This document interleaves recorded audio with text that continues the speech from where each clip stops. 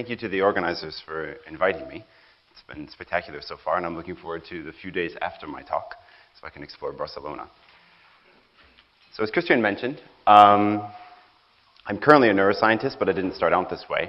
And I will give you a bit of an overview of my career because I think it will help explain why and how I'm actually studying the questions that I'm interested in. The topic today will be about neural recording devices, and more specifically, the way as neuroscientists we go about trying to interpret the signals we get from these neural recording devices.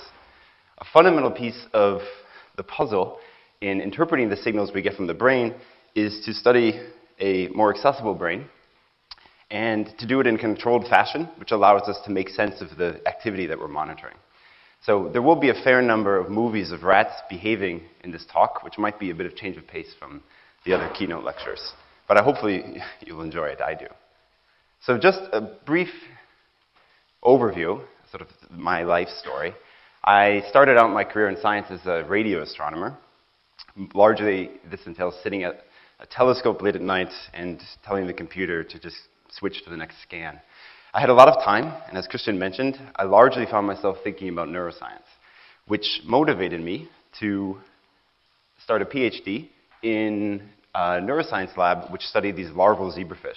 They're very, very small, but one of the spectacular features of these fish is that they're completely transparent, such that using imaging techniques, namely two-photon microscopy, you can get an image of, this is every single neuron in the brain.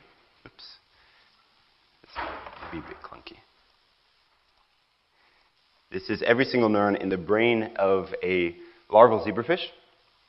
You can see here the optic lobes, which are important and necessary for processing information, and the movie won't play to the end, but you can ultimately see the eyes. The reason we can see every neuron in this brain is that it's very small, as I will make the case later in the talk. But this was my introduction to neuroscience. It was studying a model organism in which we had access to the activity and location and spatial information from every neuron in the brain. And the way we thought about studying how this brain processes information was based on this accessibility.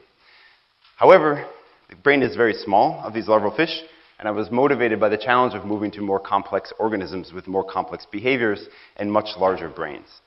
Part of the motivation for developing new neural recording devices was to get back to the accessibility that we have in the fish and bring that into these more complex mammalian organisms, which I ultimately now study in my own lab at the Champalimaud Institute in Lisbon. I'll go through in detail some of the work from my postdoc and my current work at my lab, so you'll have a better introduction to that as we get through.